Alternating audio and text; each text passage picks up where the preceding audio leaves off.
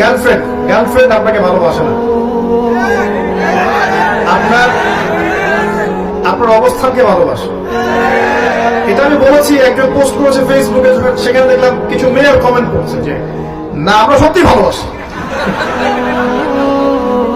তো আসল বক্তব্য হচ্ছে এটা তো অংশ গিয়েছে। আপনি বলেন যে আমি সলিউশন বলেছিলাম, যদি দিনদার হয়, দেখেন দিনের বুঝ আছে, আপনার কথায় আনুগত্য করে, তার বাবাকে গিয়ে বিয়ের প্রস্তাব দেন। যদি রাজি হয় মাশাআল্লাহ বিয়ে করে ফেলেন, প্রেম করার দরকার নেই, বিয়ে করে ফেলেন। আসল প্রেম শুরু হবে বিয়ের পর ইনশাআল্লাহ। আর তখন বুঝবেন দিল্লি গেলে একটু কি মজা। তখন মনে হবে যে কাশ আরো 5টা বছর পরে বিয়েটা করলে ভালো হতো।